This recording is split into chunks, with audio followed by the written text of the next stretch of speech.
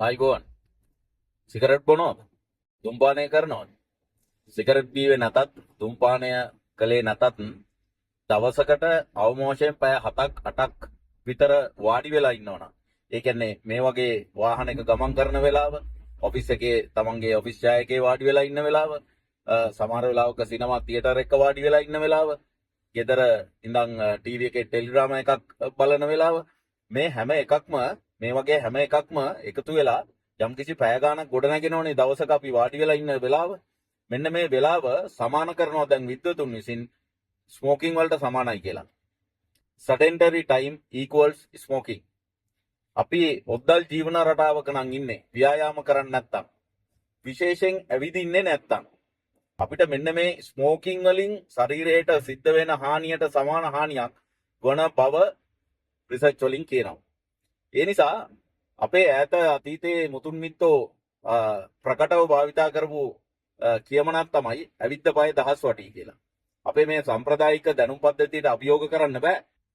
ඇවිද්ද පය දහස් වටී කියන එකේ විශාල තේරුමක් තියෙනවා.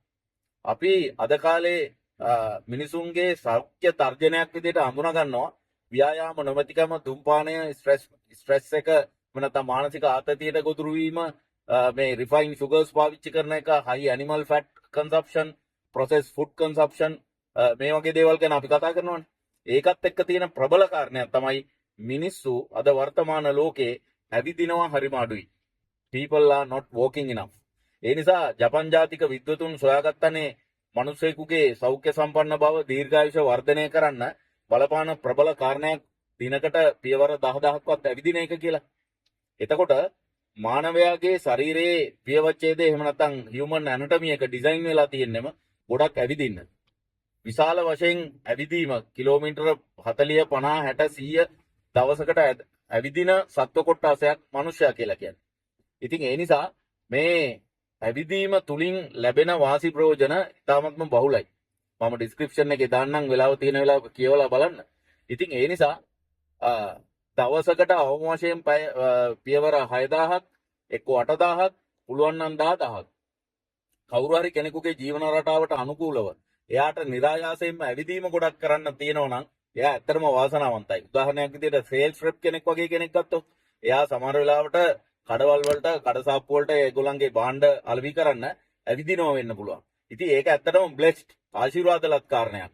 ඒ නිසා අපි ව්‍යායාම කරන්නේ නැත්නම් ගෙදර තමන්ගේ සෝතාමන් තීරුවක ළඟපාත තියෙන ව්‍යායාම සඳහා සුදුසු පරිසරයක ඇවිදීම ව්‍යායාම කරන්නේ නැත්නම් ජිම් එක එක්සර්සයිසස් කරන්නේත් නැත්නම් කරන්න තියෙන අඩුම වියදමකින් කරන්න තියෙන වටිනාම වැඩේ තමයි ඇවිදින එක.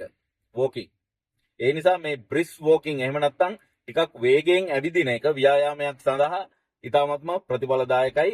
තමන්ගේ හද දමනි පද්ධතියේ සුවතාවේ තියාගන්න ඒ වගේම අනවශ්‍ය මේදේ දාහනය සඳහා මේ හැම දෙයකටම ගොඩක් ප්‍රයෝජනවත්. උදෑසන අවදි වූ වෙලාවේ ඉඳන් රාත්‍රී නිින්දට යන අතරතුර ඕනම අවස්ථාවක ඇවිදීම එහෙමනම් ගොඩක් වටිනවනේ.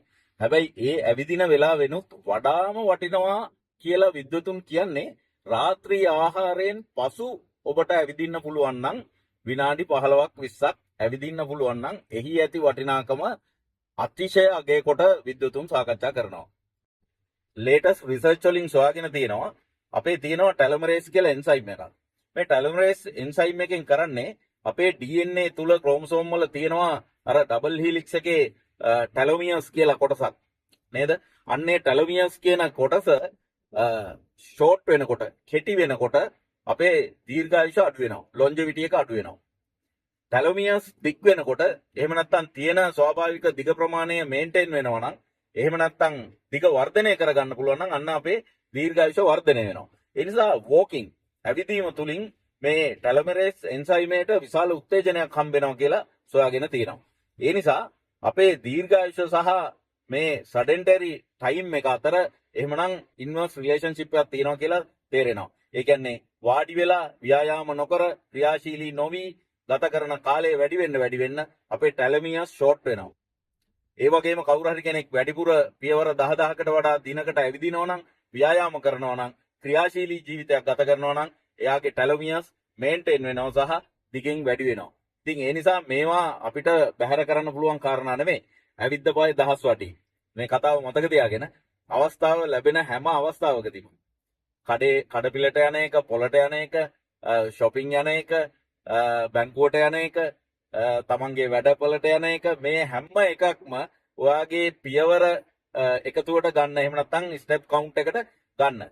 ඒ නිසා ඒ ගැන හිතමින් ඔයාට පුළුවන් ඔයාගේ ස්ටෙප් කවුන්ට් එක වැඩි කරගෙන දීර්ඝායුෂ භුක්ති විඳින්න.